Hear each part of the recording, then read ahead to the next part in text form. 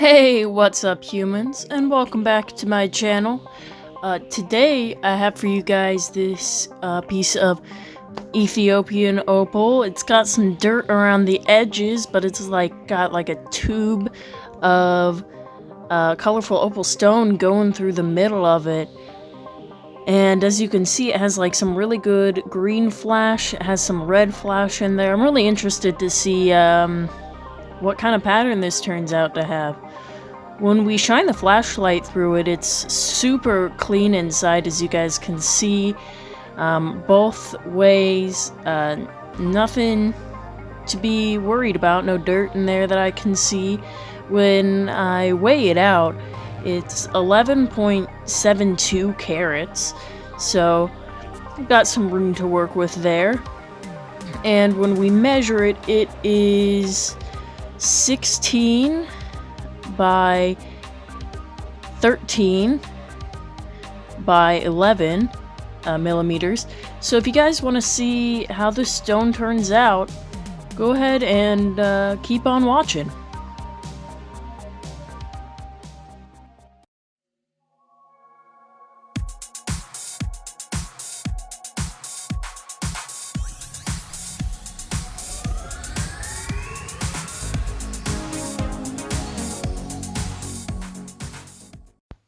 So since this piece has dirt around all the edges of it, the first thing that I'm going to do is expose the opal stone on either side of it to kind of, make sure that we are facing it the right direction, the direction that has the good color.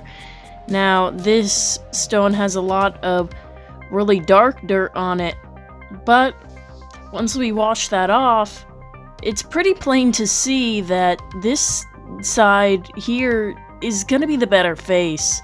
If you look at the back, it's just not quite as colorful as that side.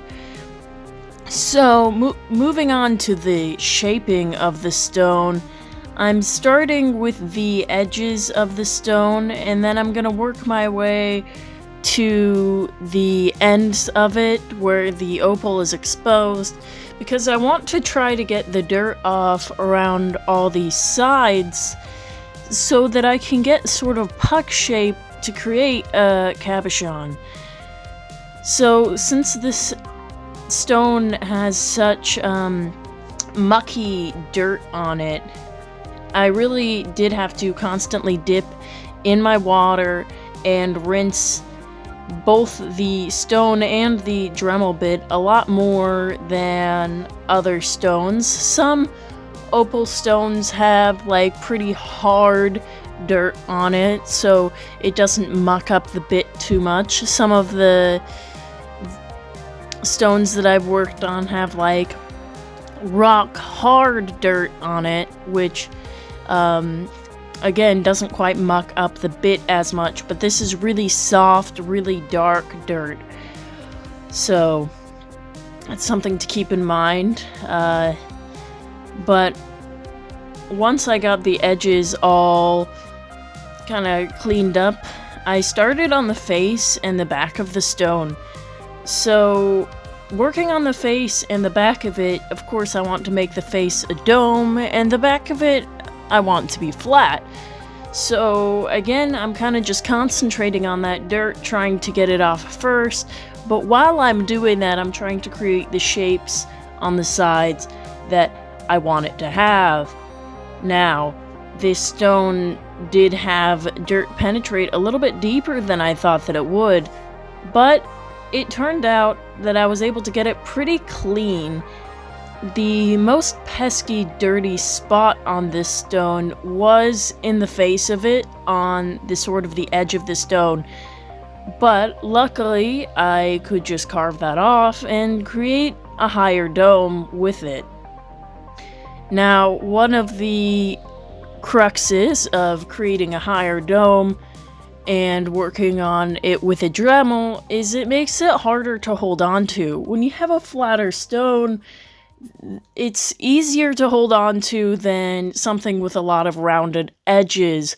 And now when the back is pretty flat and you have a thumbnail, you can kind of hold the sharp corner of the bottom of the stone under your thumbnail, and that seems to be a pretty good method for me for holding on to higher domed stones.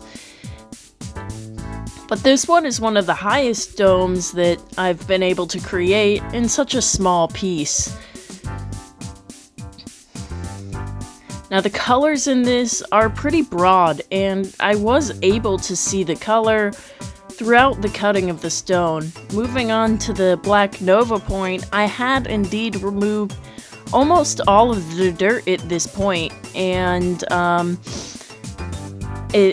really just trying to kind of get the uneven parts from the previous point to be a bit smoother.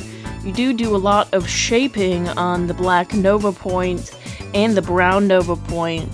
But with this piece, since I got most of the dirt off in the previous point, I was a bit more delicate, and I wanted to really just get it to be a even cabochon shape.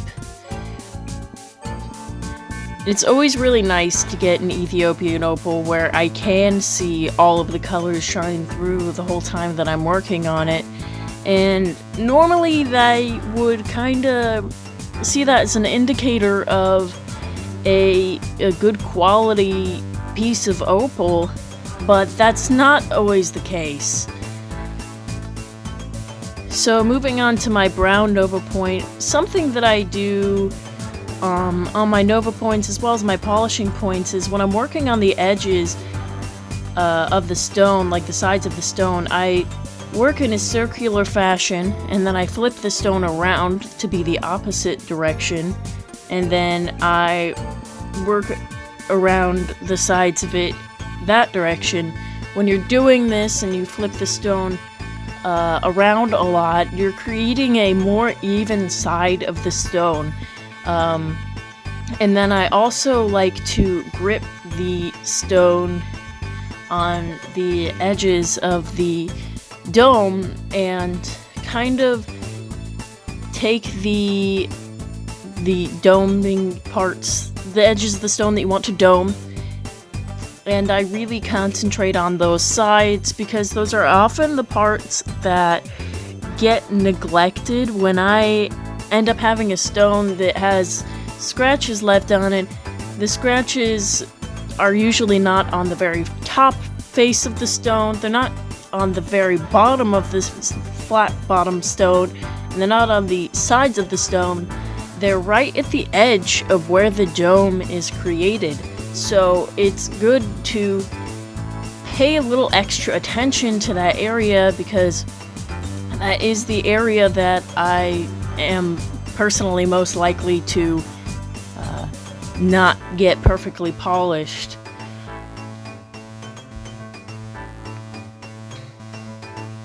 It's really important to keep your stone moving in all directions, and when I am working on the back of it to make it flat, I not only look at it from the direction where the camera is pointing, but I also look at it from the direction that the dremel is kind of pointing towards. So it's good to take a look at the stone from a few different angles to make sure that you're making it really even, because the face and the back are pretty easy to have lumpies or uneven parts, whereas the sides of the stone, you can look at it from above and see that it's uneven, and it's pretty easy to repair. So this is the stone when it was still full of water, and as you guys can see, it has an amazing broad flash with lots of green and yellow in it. But unfortunately, when I went back to look at it an hour later, when it was in its white stage, there's a crack running down the side.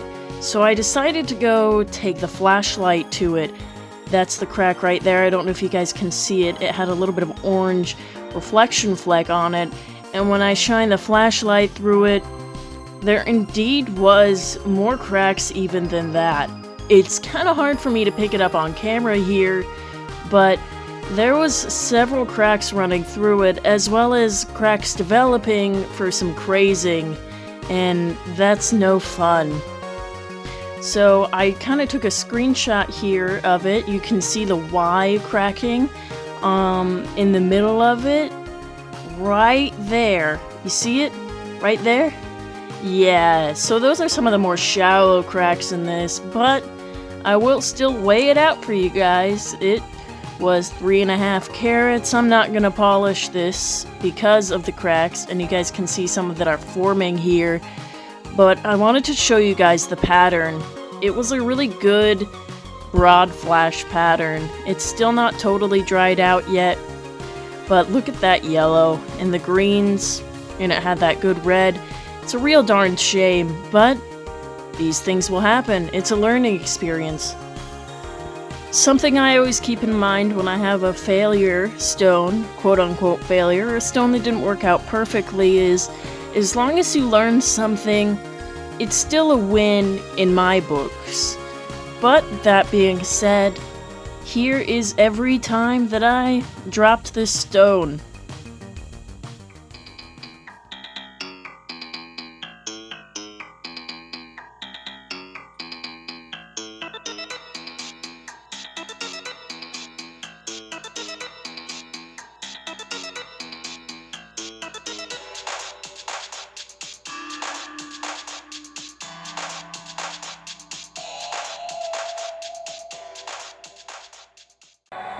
I am far too efficient to have feelings.